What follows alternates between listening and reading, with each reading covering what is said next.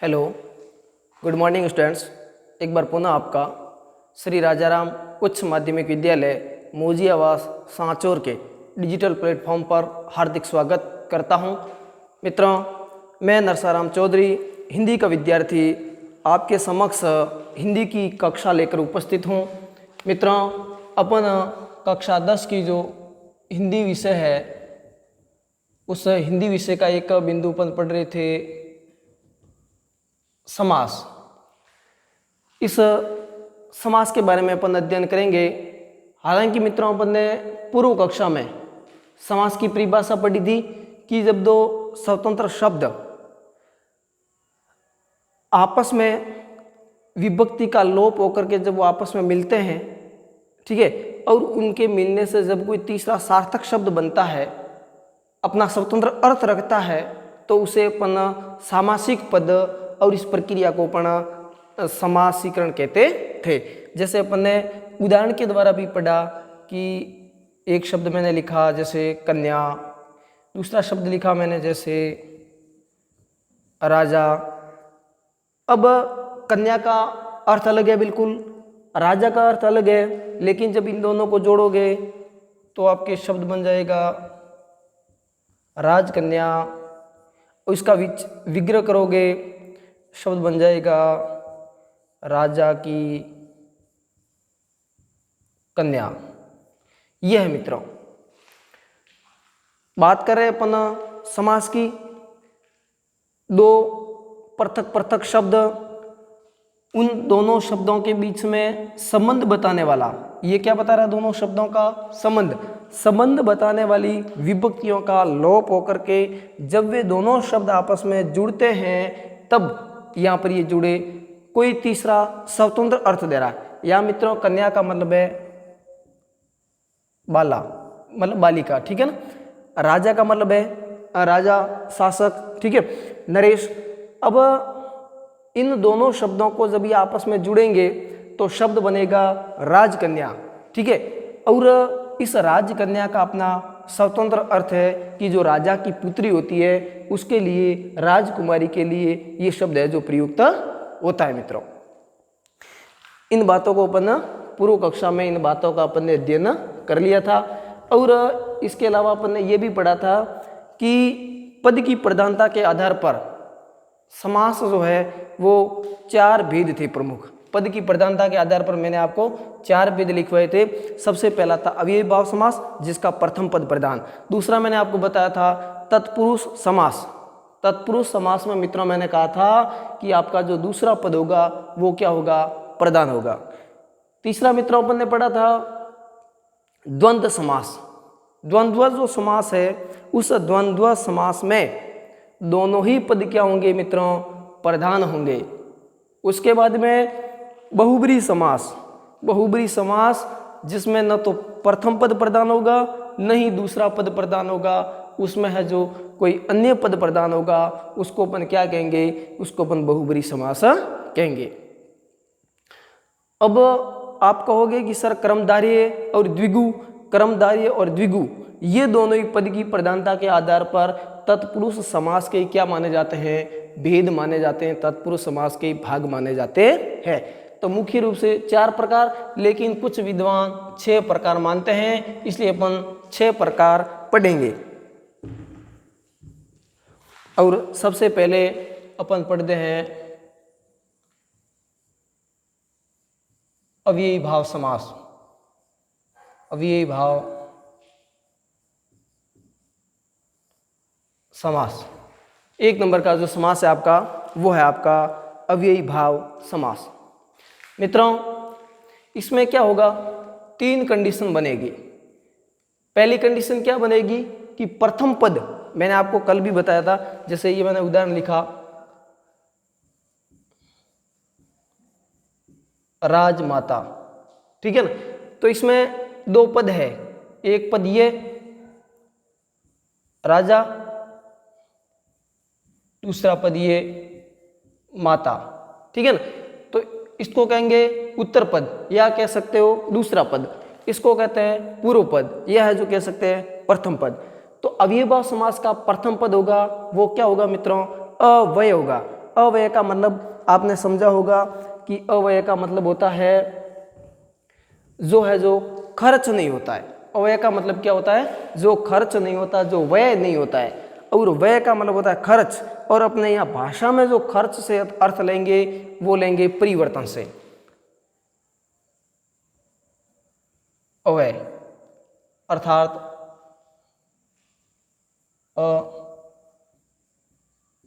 अपरिवर्तन। ये शब्द कैसे होंगे? अपरिवर्तनशील होंगे, यानी उनका क्रिया, लिंग, काल आदि के आधार पर कोई परिवर्तन नहीं होगा, तो वह जो अव्यय पद कहलाएंगे। तो पहला जो शर्त है वो तो प्रथम पद अव्यय, प्रथम पद अव्यय। दूसरा है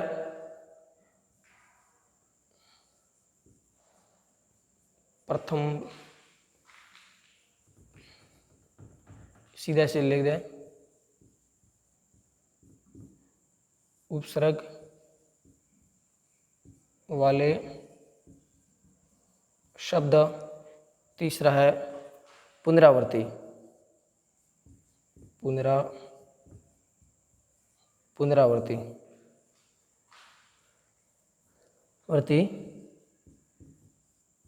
वाले शब्द। मित्रों, प्रथम पद अव्यय, मैं एक उदाहरण के द्वारा आपको एक एक इस बात को प्रारंभ करता हूं कि 3 कंडीशन बनेगी अव्ययभाव समास में। अपन पढ़ रहे समास का प्रथम भेद। कौन सा भेद? अव्ययभाव समास। परिभाषा पूछे तो ये बता सकते हो कि वह समास जिसका प्रथम पद प्रधान होता है तथा अव्यय होता है, यानी जिसका कोई व्यय नहीं होता, व्यय का मतलब उसमें कोई परिवर्तन नहीं आता है, अव्ययीभाव समास कहलाता है। ये इसकी परिभाषा। परिभाषा के बाद में इसकी 3 कंडीशन बनती है। प्रथम कंडीशन बनती है कि प्रथम पद क्या होगा? अव्यय। अव्यय का मतलब मैं उदाहरण लिखूं,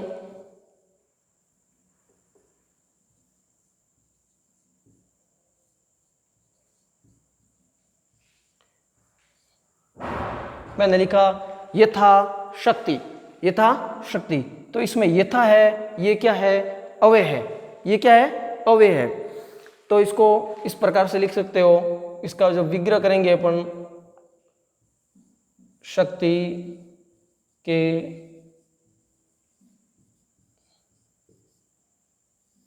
अनुसार, शक्ति के अनुसार।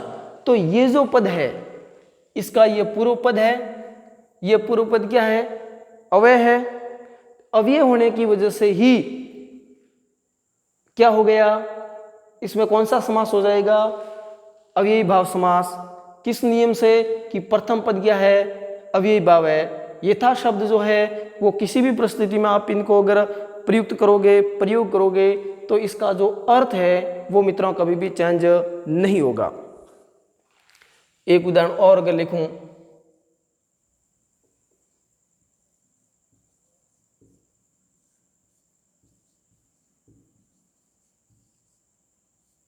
यथा संभव। इसका अगर विग्रह करें, इसमें भी यथा शब्द है, विग्रह करेंगे शेषा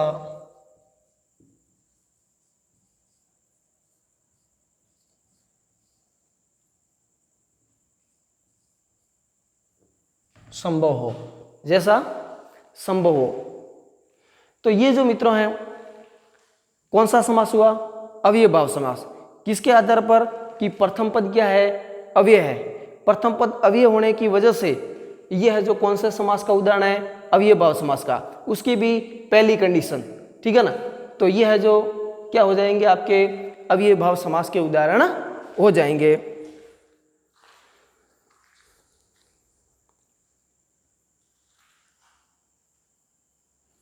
अगर अपन दूसरे की बात करें, उपसर्ग वाले की, तो मैं लिखूं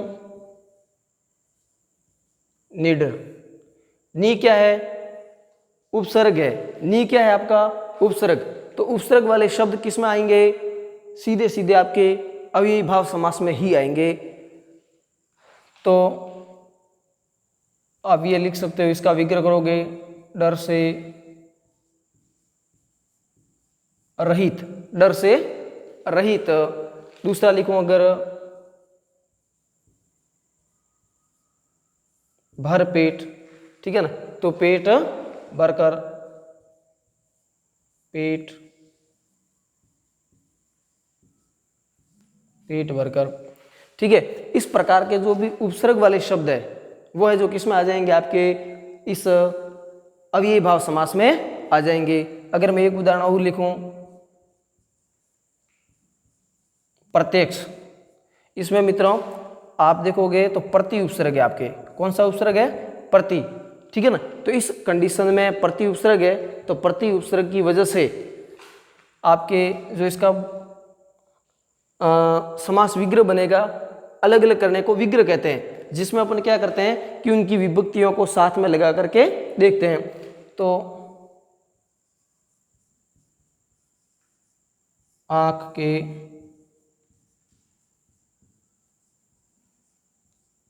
सामने, ठीक है। ये इस प्रकार से जो उपसर्ग वाले जो भी शब्द होंगे वो सब के सब किस में आ जाएंगे, इसमें आ जाएंगे। अब है आपके पुनरावर्ती, ठीक है ना, पुनरावर्ती वाले, जैसे मैं लिखूं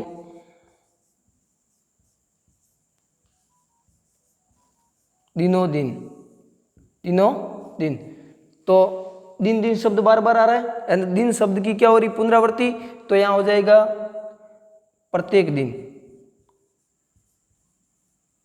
प्रत्येक दिन, या अगर इसको यूं कहें कि दिन के बाद दिन, दिन के बाद दिन, ऐसा भी लिख सकते हो, दिन के बाद दिन, दिन के बाद दिन, या प्रत्येक दिन, ठीक है। या अगर मैं दूसरा उदाहरण लिखूं, हाथों हाथ, अपन कहता है ना कि चलो ये काम तो हाथों हाथ कर लेते हैं, तो हाथों हाथ में भी कौन सा समास है, अव्ययी भाव समास। क्यों, क्योंकि इस हाथों हाथ शब्द की क्या हो रही है, पुनरावृत्ति हो रही है। इसको इसका विग्रह करेंगे तो होगा हाथ से हाथ, हाथ से हाथ, ठीक है। अगर लिखूं कानों कान, कानों कान, तो कान ही कान, कान ही कान। अपने गांव में लोग कहते हैं कि ये बात तो साहब मैंने कानों कान सुनी है। कैसे सुनी है, कानों कान सुनी है, यानी बिल्कुल कान से सुनी है। तो इस प्रकार से जो ये शब्द है ये पुनरावृत्ति के आधार पर किस समास के उदाहरण है मित्रों, ये आपके अव्ययी भाव समास के उदाहरण है। इसके अलावा और भी उदाहरण है, ठीक है ना, अपन देखते हैं। अगर मैं शब्द लिखूं सानंद, आपको पता होगा ये शब्द कैसे बना है, इसमें स उपसर्ग है और आनंद शब्द है, स उपसर्ग है और क्या है, आनंद शब्द है, तो क्या बन जाएगा, आनंद सहित बन जाएगा। क्योंकि स क्या है इसमें मित्रों, स है जो आपके इसमें उपसर्ग है।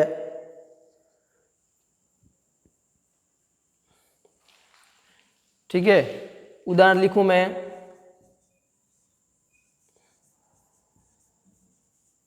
दरअसल, तो दरअसल का होता है, अगर इसका विग्रह करोगे तो क्या हो जाएगा,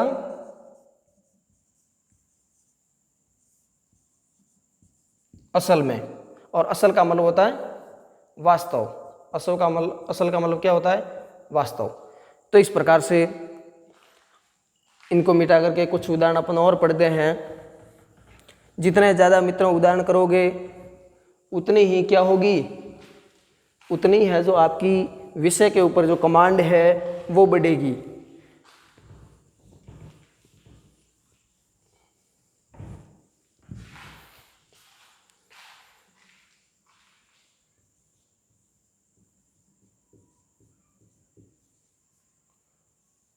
निर्विरोध, इसमें मित्रों देखें तो दो शब्दों से बना है, निर प्लस विरोध। निर क्या है, निर मित्रों इसमें उपसर्ग है आपके, निर क्या है, उपसर्ग। और मैंने आपको कहा था कि उपसर्ग वाले शब्द किसमें आएंगे, अव्ययी भाव समास में, ठीक है। और निर का मतलब होता है बिना, निर का मतलब क्या होता है, बिना, ठीक है ना। तो इसका हो जाएगा बिना विरोध के, बिना विरोध के। आपने ये नाम है जो सुना होगा कि वो तो निर्विरोध चुन लिए गए, निर्विरोध चुन लिए गए, तो वो है निर्विरोध।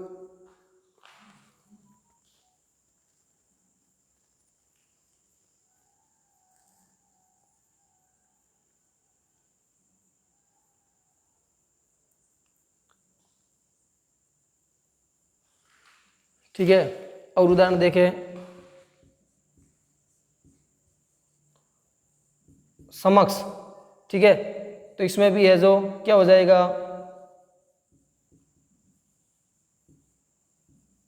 आंखों के सामने, आंखों के सामने, ठीक है। नाहक, यानी ना इसमें क्या है आपके उपसर्ग है, उपसर्ग वाले शब्द किसमें आएंगे, अव्ययी भाव समास में। अव्ययी भाव समास क्या है, जो समास है उसका प्रथम भेद है, प्रथम प्रकार है अव्ययी भाव समास। अव्ययी भाव समास में क्या होता है मित्रों, प्रथम पद प्रधान होता है। प्रथम पद प्रधान का मतलब प्रथम पद तीन कंडीशन बनेगी। पहली कंडीशन बनेगी कि इसका जो प्रथम पद होगा वो क्या होगा, अव्यय होगा। दूसरी कंडीशन बनेगी कि इसका जो प्रथम पद होगा वो क्या होगा, उपसर्ग होगा। और तीसरी कंडीशन क्या बनेगी, तीसरी कंडीशन बनेगी कि शब्दों की पुनरावृत्ति होगी। तो नाहक इसमें होगा बिना हक के, बिना हक के। इंपॉर्टेंट एग्जाम्पल है, परीक्षा में आ सकता है, ठीक है ना। तो बिना हक के,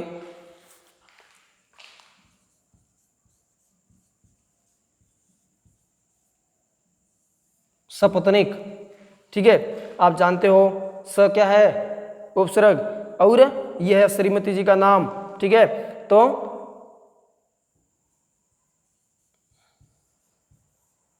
पत्नी सहित। एक बात मित्रों यहाँ ध्यान करना, जो भी कहते हैं ना कि नर से नारी हमेशा भारी है, वो भारी कैसे है, जहां जहां पर भी स्त्रीलिंग शब्द होंगे, ठेठ यहां से लेकर के वो उनमें सभी में मात्रा कैसी होगी, दीर्घ होगी, ठीक है। वधू, ठीक है, नारी, ठीक है, पत्नी,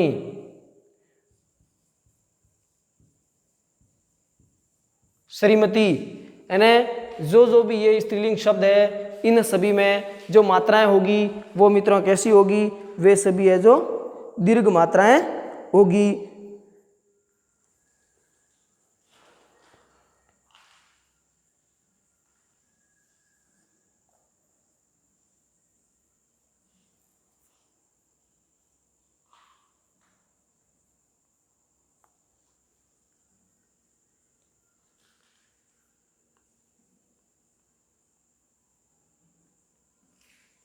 ठीक है, कुछ और उदाहरण देखते हैं। बेगम, बेगम का मतलब है होगा, बे क्या है, उपसर्ग है, गम है वो शब्द है, तो हो जाएगा बिना गम के, बिना गम के। और गम का मतलब आप समझते हो टेंशन, तनाव, ठीक है। उसके बाद में और भी बहुत सारे उदाहरण इसके अंदर है जो आ सकते हैं। जैसे मैं कहूँ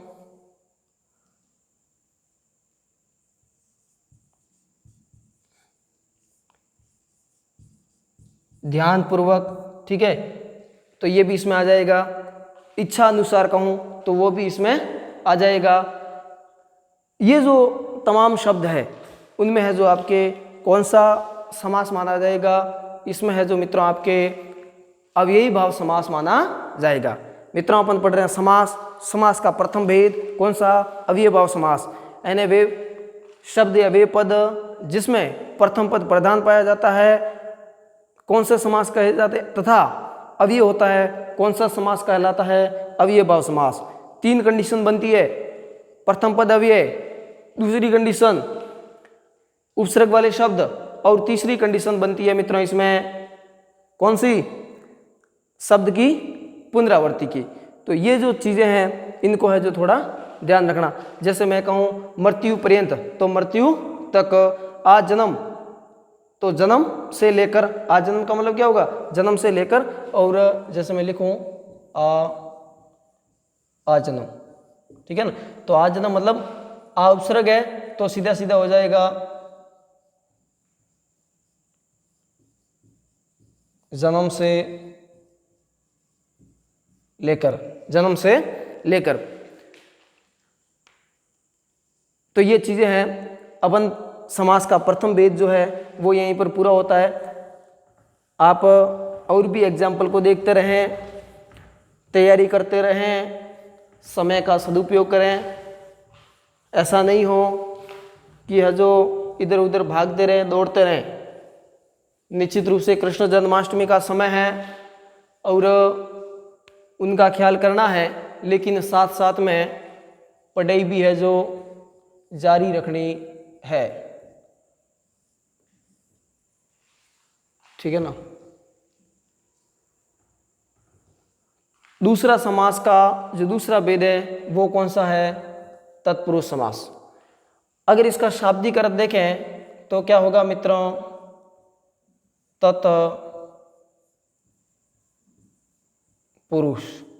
तत् का मतलब होता है उसका, और पुरुष का मतलब होता है श्रीमान जी। श्रीमान जी मतलब आदमी, ठीक है ना। तो तत् का मतलब उसका, पुरुष का मतलब आदमी। तो शाब्दिक अर्थ क्या बन गया? उसका, आदमी। तत्पुरुष शब्द का पढ़ रहे हैं अपन क्या? शाब्दिक अर्थ। 2 शब्दों से मिलकर बना है, तत् प्लस पुरुष। तत् का मतलब होता है उसका, पुरुष का मतलब होता है आदमी। शाब्दिक अर्थ हुआ उसका, आदमी। परिभाषा की बात करें तो वह समास जिसका द्वितीय पद प्रधान होता है क्या कहलाता है? तत्पुरुष समास। वह समास जिसका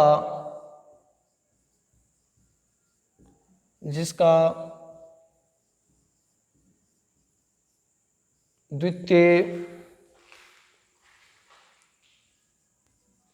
पद प्रधान होता है,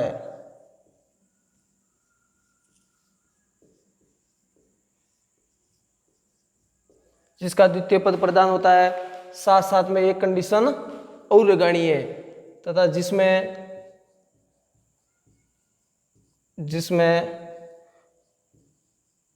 कर्म से लेकर अधिकरण, कर्म से लेकर के अधिकरण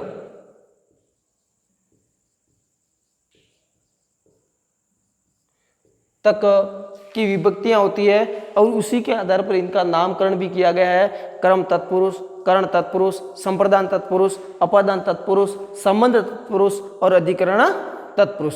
जो जो भी विभक्ति लगेगी उसके अनुसार इनका नामकरण किया जाएगा, ठीक है। तो ये होगी इसकी परिभाषा। ये है जो हो गया इसका शाब्दिक अर्थ। एक चीज इसमें ध्यान रखने की है वो है कि इसका दूसरा पद प्रधान होगा। अब प्रधान का मतलब क्या होगा? मतलब ये होगा कि जो विभक्ति आएगी वो किसके अनुसार आएगी? दूसरे पद के अनुसार आएगी। दूसरे पद की जो लिंग होगी उसी के अनुसार आएगी। जैसे मैं लिखता हूं जल धारा, जल धारा। अब इसमें क्या होगा? 2 पद है, एक है आपका जल, दूसरा है आपका धारा। अब जैसे आप इन दोनों को विग्रह करोगे तो बीच में जो संबंध की जो विभक्ति होगी वो आपको किसके अनुसार लगानी पड़ेगी? दूसरे पद के अनुसार। यानी अगर इसकी विभक्ति इसके अनुसार लिंग की जो इसका लिंग होगा वही लिंग इस विभक्ति का रखना होगा। आपको पता होगा जल की लिंग क्या है, पुल्लिंग में मानते हैं, धारा स्त्रीलिंग है, तो यहाँ पर है जो क्या आएगा, जल की धारा आएगा, न कि जल का धारा आएगी। ठीक है ना, तो इसको है जो थोड़ा ध्यान रखना। यह है पद की प्रधानता। जैसे मैं लिखूं राजमाता, तो राजा तो कैसा है आपका पुल्लिंग, राजा तो हो जाएगा पुल्लिंग, और माता स्त्रीलिंग। तो जैसे ही माता स्त्रीलिंग हुई, राजा पुल्लिंग हुआ, लेकिन विभक्ति अपने को किसके अनुसार लगानी है, क्योंकि समास कौन सा है, तत्पुरुष। तत्पुरुष समास का कौन सा पद प्रधान होता है, दूसरा पद प्रधान होता है। मतलब क्या हुआ कि जो इसकी विभक्ति चिन्ह होगा संबंध कारक की, वो किसके अनुसार आएगा, माता के अनुसार, दूसरे पद के अनुसार। तो यहां पर भी लगेगा के। ठीक है ना, इस प्रकार से ये है जो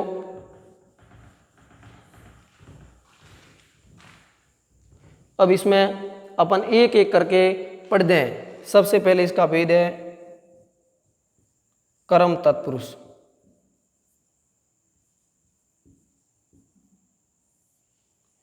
कर्म तत्पुरुष मित्रों, एक यहाँ ध्यान रखना शब्द शुद्धि में, क्योंकि 10वीं कक्षा के हिंदी में आपके शब्द शुद्धि और वाक्य शुद्धि भी है, तो उसमें ध्यान रखना पुरुष शब्द ऐसे लिखना, ऐसे मत लिखना।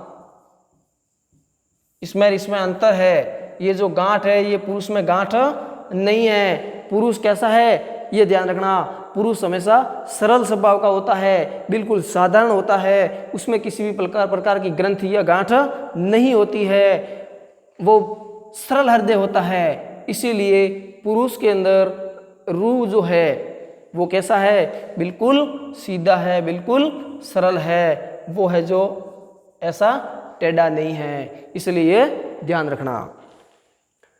तो अपन पढ़ेंगे कर्म तत्पुरुष। कौन से समास को पढ़ेंगे, कर्म तत्पुरुष को पढ़ेंगे। इसमें क्या होगा, कर्म कारक की विभक्ति। मैंने आपको कारक पढ़ाए थे, कारक पढ़ाते समय मैंने आपको विभक्तियां कहा था कि कर्ता ने कर्म को करण से, संप्रदान को के लिए अपादान से पृथक होना, संबंध काके की रारे री, और अधिकरण में पर, और उसके बाद में संबोधन अपन ने पढ़ा था हे ओ अरे। तो अपने कर्ता और संबोधन दो को छोड़ करके शेष जो भी कारक है उनकी विभक्तियों का यहाँ पर प्रयोग होगा। तो कर्म कारक में क्या होगा कि इसमें कर्म कारक की विभक्ति का लोप होगा। समास जब बनाएंगे तो कर्म कारक की विभक्ति का लोप होगा, विभक्ति का लोप। और कर्म कारक की विभक्ति होती क्या है, कर्ता ने कर्म को, तो को विभक्ति का क्या होगा मित्रों, इसमें को विभक्ति का इसमें है जो लोप होगा। ठीक है ना। अब मैं लिखता हूं उदाहरण। मैंने उदाहरण लिखा वन गमन, वन गमन। तो इसमें जब आप इसका विग्रह करोगे तो क्या लिखोगे, वन को गमन, वन को गमन। जैसे मैं लिखता हूं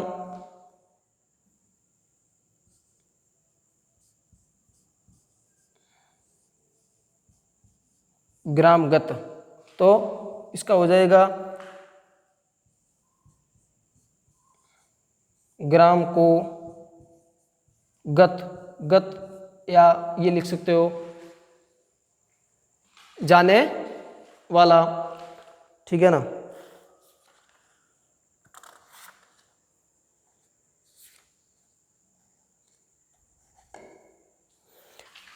अगले की बात करें तो ये लिख सकते हैं गिरह कट। तो गिरह का मतलब होता है गांठ। गिरह का मतलब मित्रों क्या होता है, गांठ। तो गांठ या गिरह को काटने वाला, गांठ या गिरे को काटने वाला। एक उदाहरण और लिखता हूं, सुख प्राप्त, तो क्या हो जाएगा,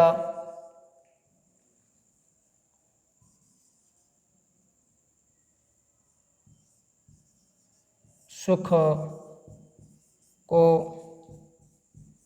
प्राप्त। मित्रों अपन बात कर रहे हैं समास की। समास का दूसरा भेद पढ़ रहे हैं, तत्पुरुष समास। तत्पुरुष समास में अपन ने ये पढ़ा कि इसका द्वितीय पद क्या होता है, प्रधान होता है, और इसमें क्रम से लेकर के अधिकरण तक की जो कारक की विभक्तियां होती है, उन विभक्तियों का लोप होकर के ये शब्द है जो पास में आते हैं। और ये तो अपन ने पढ़ा था कि इसमें जो नया शब्द बनेगा, इसमें जो दूसरा पद क्या होगा, प्रधान होगा। अब देखिए, वन गमन, वन को गमन, ग्राम गत, ग्राम को गत या ग्राम को गया हुआ, गिरह कट, गिरह का मतलब होता है गांठ, तो गांठ को काटने वाला, सुख प्राप्त, सुख को प्राप्त करने वाला। ठीक है, ये है जो कुछ उदाहरण थे। शेष है जो अपन नेक्स्ट कक्षा में पढ़ेंगे। मित्रों अगर आपको हमारी ये कक्षा पसंद आई हो तो आप इसको लाइक करें और शेयर करें, साथ साथ में कमेंट करके कमेंट बॉक्स में ज़रूर लिखें कि आपको ये कक्षा कैसी लगी, ठीक है ना। और अभी तक मित्रों आपने ये हमारा चैनल सब्सक्राइब नहीं किया है तो आपसे विनती रहेगी कि आप हमारे चैनल को सब्सक्राइब जरूर करें और जो बेल आइकन का बटन है उसको दबाएं ताकि आने वाला प्रत्येक नोटिफिकेशन आपको मिल सके। धन्यवाद।